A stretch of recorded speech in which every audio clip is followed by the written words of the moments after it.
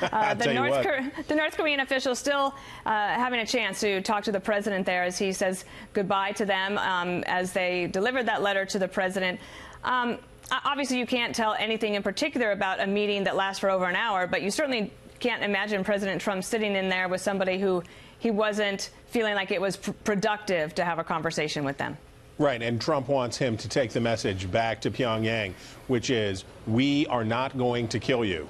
We are not going to, the big gaffe before, if you recall, was people in the administration talking about the Libya option, where Libya denuclearized, but Muammar Gaddafi, the dictator of that country, ended up dead. And if you are the Kim regime, and you are brutal dictators, if some of the people in your country got a hold of you, they'd do worse to you than they did to Gaddafi. Take a look here at the screen, and the president calling over other North Koreans that are with the traveling party. And taking this picture and making sure that Kim Jong-un and the North Korean people, you can bet that this picture will be blasted all over state television in North Korea. Yeah, this is a big moment for the Kim regime. They're at the White House. This is, you know, a once upon a time part of the axis of evil. Now welcome at the White House, embraced by the president. This is the former spy master of that country, of that regime, and he is being embraced and welcomed in by the leading Western power. This is a moment.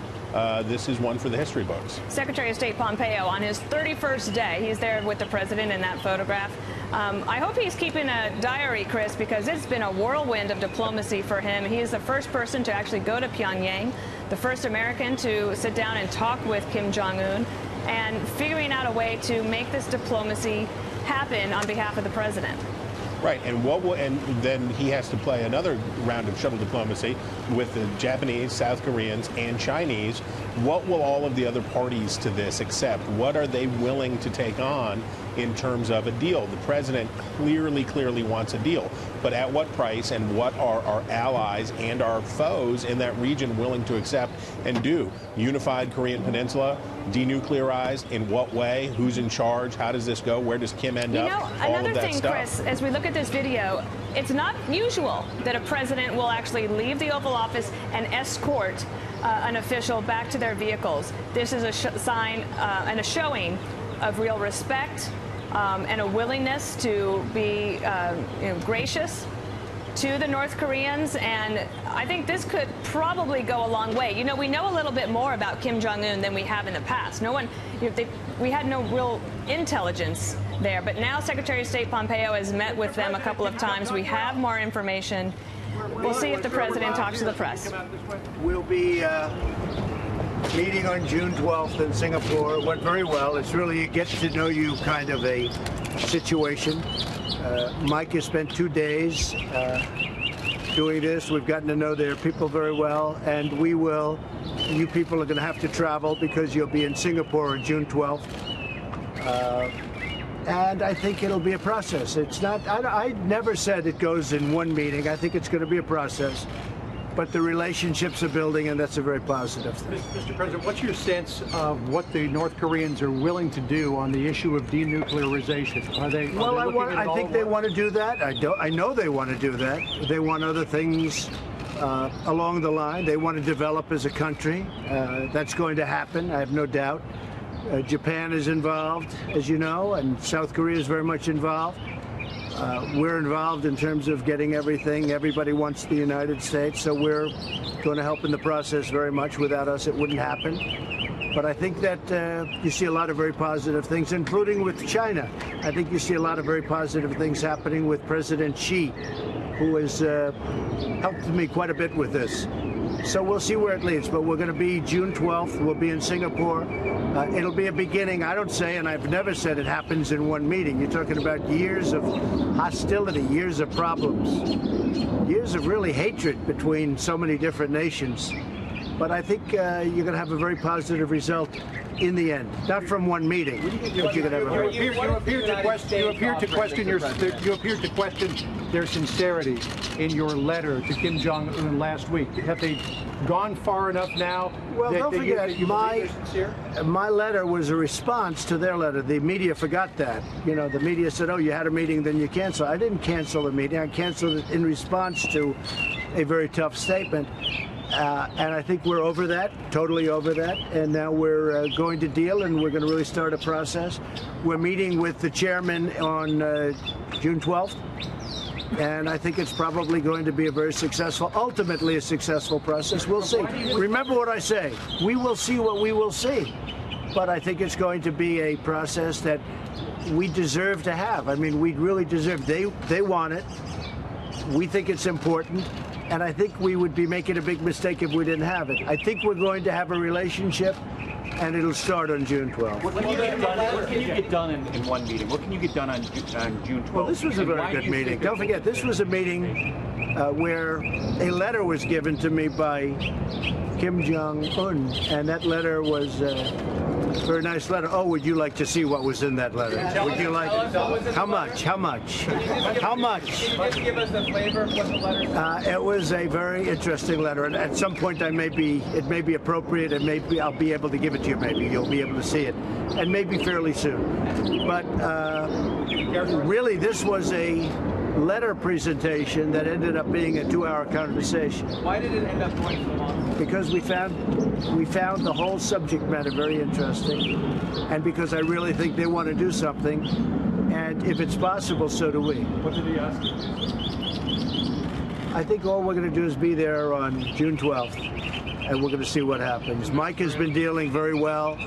They have a very good relationship with Mike Pompeo, our Secretary of State. It was actually very interesting because this was literally going to be the delivery of a letter, and it ended up being a 2-hour conversation with the second most powerful man in North Korea. Did he ask you about levels in South Korea? We talked about almost everything. We talked about a lot. President, have you had a conversation? And we talked about sanctions. Did they agree to CBID? I don't want to say that. CBID, sir? We talked about a lot of things. We really did. But the big deal will be on June 12th. And again, it's a process. It doesn't go. We're not going to go in and sign something on June 12th. We never were. We're going to start a process. And I told them today, take your time. You can go fast. We can go slowly. But I think they'd like to see something happen. And if we can work that out, that'd be good. But the process will begin on June 12th in Singapore. Do you believe Kim is committed to denuclearization? Yeah, I do think so. He'd like to see it happen. He wants to be careful. He wants to be, he's not going to run and do things. But I told him, to be honest with you, look, we have sanctions on. They're very powerful sanctions. We would not take sanctions off unless they do that. But the sanctions are very powerful. You've seen how powerful in other ways. You're going to see how powerful sanctions are when it comes to Iran. You see what that's doing to Iran.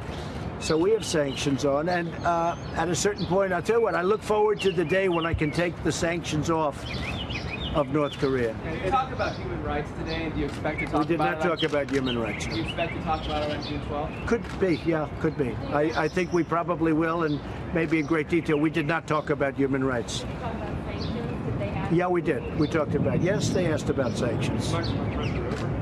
Excuse me? Maximum pressure over? It's going to remain what it is now. I don't even want to use the term maximum pressure anymore because I don't want to use that term. Because we're getting along. You see the relationship. We're getting along. So it's not a question of maximum pressure. It's staying essentially the way it is. At some point, hopefully, a deal for the good of millions of people, a deal will be worked out. Mr. President, how would you describe the state of relations now between the United States and North Korea after your meetings today? Well, I think they're okay. I mean, I think they're good. Is it like the relationships we have with a couple of other countries? Probably not, right? But I think the relationship we have right now with North Korea is as good as it's been in a long time. They had no relationship under the previous administration. There was nothing. It was nothing. They were explaining. It was just a nothing. Nothing was done. Hey, folks, this should not be up to me. This should have been handled a long time ago. This got to a very critical point. This should have been handled many years ago, not only by President Obama, but by other presidents that preceded me. This shouldn't be done now. This should have been done years ago. Do you plan to offer the North Koreans economic aid? Well, what's going to happen is South Korea will do that. No, I don't think the United States is going to have to spend. I think South Korea will do it. I think China, frankly, China will help out. I think that Japan will help out. No, I don't see the United States spending a lot of money. You know, we have 3 hostages. How much money did I spend for the hostages? And look, we're very far away. We are very far away. Those places are very close. That's their neighborhood. We're 6,000 miles away. So I've already told South Korea, I said, you know, you're going to have to get ready, and Japan also. And I think they really want to see something great happen. Japan does, South Korea does, and I think China does. But that's their neighborhood. It's not our neighborhood. Mr. President, yesterday you were concerned about the meeting that Lavrov was having with Kim Jong-un. Yeah, I didn't like it. Where are you on that today? I didn't like it, but it could be very positive, too. I didn't like the Russian meeting yesterday. I said, what's the purpose of that? But it could be a positive meeting. If it's a positive meeting, I love it. If it's a negative meeting, I'm not happy. And it could very well be a positive meeting. Are you calling the South Korean war on June 12th during the summit? Well, that could happen. That could happen. We talked about it. We talked about ending the war. And, you know, this war has been going on, it's got to be the longest war, almost 70 years, right? And there is a possibility something like that. That's more of a signing of a document that it's very important in one way. Historically, it's very important. But we'll see. We did discuss that, the ending of the Korean War. Can you believe that we're talking about the ending of the Korean War? You're talking about 70 years. Is that document been prepared, or is it being prepared? Well, we're going to discuss it prior to the meeting. That's something that could come out of the meeting. I think really that's something that maybe could come out of the meeting. Where's China on that? I think China would like to see a very positive result. I have a lot of good relations with, as you know, Chairman Xi. He's really a very wonderful guy. He's a man that loves China. However, he wants to do what's best for China. I think China and President Xi would love to see something happen here. When you say you're going to guarantee Kim's security and the North Korean regime's security, how will you do that? How will the United States? Well, we're going to make sure it's secure. We're going to make sure when this is over, it's over. It's not going to be starting up again. And they have a potential to be a great country. And I think South Korea is going to help a lot. Japan's going to help a lot. I think China's going to help a lot. How do you envision that working? Well, that's a very complicated question, frankly, but you'll see that over a period of time. When you gave your speech in Seoul last November, you talked about the bright promise of North Korea should it choose to join the company of nations. But if you leave Kim in place, can you really have a transformation? I really think you can, and I think it's going to be very successful. They're incredible people. I think it's going to be a very great success. So we'll see what happens.